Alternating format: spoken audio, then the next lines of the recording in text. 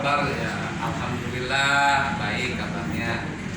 Karena di lapas kan juga ada fasilitasnya sana, komunikasi untuk keluarga ya. Jadi virtual. Cuman kalau untuk komunikasi yang bisa langsung jumpa itu pengacara Bang Dino sama Bunda. Gitu. Kalau yang secara ketemu langsung saya belum gitu. Terakhir ketemu kapan Bang? Terakhir ketemu itu kapan Bang Dino ya? Akhir bulan. Sebelum tanggal 29 2009? Januari. Itu sidang yang pertama atau gimana? Kalau 29 kan kami ketemu Saiful Jamil itu terkait administrasi untuk proses hukum peninjauan kembali. Nah, itu sih kemudian untuk mengajukan permohonan peninjauan kembali itulah kami ketemu dengan Saiful Jamil. Jadi jumpai tanggal 29. Bang Rambut sendiri ketemu dengan Bang Iko tanggal 29? Oh enggak, pengacara yang jumpa. Tapi abang sendiri terakhir ketemu kapan tuh Bang? Lama ya jumpa. Itu Bang, Udah iyalah. kabar Bang Ibu sendiri seperti apa sih Bang dan Di dalam kegiatannya apa aja? kegiatannya? Nah, kalau di dalam itu kegiatannya pun saya kurang gitu ngerti, yang ngerti ya termasuk Bunda sama Aldino gitu. Ini bisa disampaikan Aldino kegiatannya. Baik. Terkait kegiatan Saiful Jamil, kalau di dalam lapas itu kan ada program-program yang disediakan oleh pihak lapas. Di antaranya itu program kemandirian dan program kepribadian. Jadi kalau program terkait kepribadian adalah terkait keterampilan. Karena Saiful Jamil di sini kan memiliki olah vokal, suara, jadi sebagai punya peran apa, bisa memerankan sebagai public figure juga selama ini. Jadi setiap kali pihak lapas mengadukan kegiatan di lapas, jadi Saiful Jamil selalu diminta untuk mengisi acara baik di dalam maupun di luar. Nah, itu namanya program kemandirian.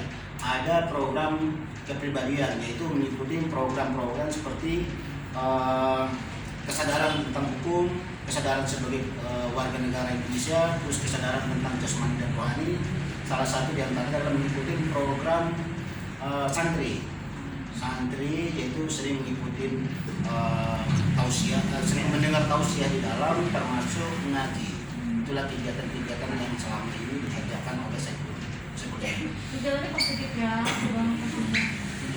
Kegiatannya positif seperti itu. Bang. Kegiatannya adalah positif, sama halnya dengan selama menjalankan kegiatan di luar hanya ada batasan-batasan. Bang Ibu sendiri kabarnya seperti apa nih? Apa tambah berat badan atau seperti apa nih? Ketemu langsung ya beliau.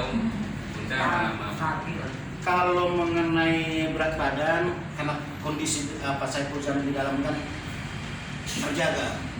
Jadi karena di dalam kan ada kegiatan-kegiatan keolahraga yang diikuti oleh Saiful Jamil, makan juga teratur di dalam, sehingga dia benar-benar menjaga kondisi kesehatan, sehingga kondisi fisiknya jadi berat badannya itu stabil.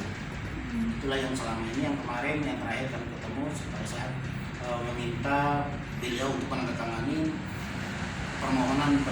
permohonan untuk pengajuan peninjauan kembali. Bang, ada supporters nggak sih Bang Ibu yang tadi bawain apa makanan favorit gitu, ada nggak sih? Nah, itu biasanya kan pesan langsung beliau langsung minta lewat Bunda, mungkin Bunda yang bisa menjawab. Gimana Bang Ibu suka minta apa sih Bang? Yang nggak didapetin di lapas gitu, yang adanya cuma di luar, request seperti itu Bang? Biasanya ayam goreng, sop hijau, hanya itu aja sih Mbak. Suka Iya. dibawain ya? Iya, tapi dia pun kalau pesan makanan ke kami juga tidak untuk sendiri. Biasanya mah tolong dikirimin ya 40 bungkus buat bagi-bagi di dalam. Jadi memang setiap kali dikirim juga memang ada saatnya untuk berbagi juga di dalam. Berarti Bang Ibu meskipun di dalam masih punya makan untuk bagi. Iya, karena keinginannya memang kalau aku makan sendiri mah nanti di sana kasihan yang lainnya. Jadi bawanya memang banyak kawan-kawannya di sana. Bicara Bang Ibu nih, rasanya udah lama sekali. Udah berapa lama sih Bang Bang Ibu menjalani anak sama diri kan? Sudah 5 tahun ya. 5 tahun ya. Hampir 5 tahun. 19. 19 ya. Haknya apa aja sih yang sudah dapat? Apanya? Haknya Saiful Jamil. Kalau haknya yang Kalau sebagai warga binaan pemasyarakatan kan ada hak-hak yang dijamin oleh peraturan pemerintah termasuk Permen Kumham. Jadi hak-hak yang harus didapat, yang biasa yang wajib didapat oleh seorang narapidana termasuk Saiful Jamil di sini adalah hak untuk mendapatkan remisi. Jadi remisi termasuk dalam hal ini adalah potongan masa tahanan. Jadi nanti akan dijadikan sebagai akumulasi dengan masa hukuman yang sudah dijalani, kemudian dikurangi dengan total masa hukuman yang dijalani bersama putusan pengadilan. Itu hak-hak sebagai narapidana adalah mendapatkan remisi, termasuk diantaranya bisa mengajukan permohonan untuk mendapatkan yang namanya asimilasi, terus pembebasan bersyarat, termasuk diantaranya nama hak-hak narapidana ya, termasuk diantaranya adalah cuti menjelang bebas atau cuti bersyarat. Itulah hak-hak yang bisa diberikan oleh pemerintah sesuai dengan peraturan pemerintah dan Permen Kumham untuk narapidana, termasuk salah satunya adalah Bang Saiful Jamil. Sudah dapat kan? Tapi yang sudah mendapatkan itu apa enggak sih Bang? Kalau kita bicara remisi, akumulasi remisi sampai dengan tahun 2020 itu menurut catatan kami sekitar 22 bulan lebih. Sudah dapat. Itu remisi yang sudah didapat selama ini oleh Bang Saiful Jamil selama menjalani masa hukuman sebagai narapidana di LG Cipinang. Termasuk ada haknya juga yang pada saat itu adalah potongan tahanan. Itu sekitar kurang lebih 5 bulan, hampir 6 bulan, 5 bulan, sekitar 5 bulan 28 hari. Itulah yang nanti akan diperhitungkan untuk potongan masa hukuman. Jadi tinggal menjalani sisa masa hukuman yang kemudian akan diperhitungkan oleh pihak lapas. Vonisnya sendiri waktu itu berapa Bang? Oke. Vonis kalau kita bicara kasus pertama itu divonis di pengadilan negeri, kemudian banding divonis di pengadilan negeri 5 tahun. Kemudian divonis lagi dengan kasus kedua itu pengadilan tipikor divonis 3 tahun.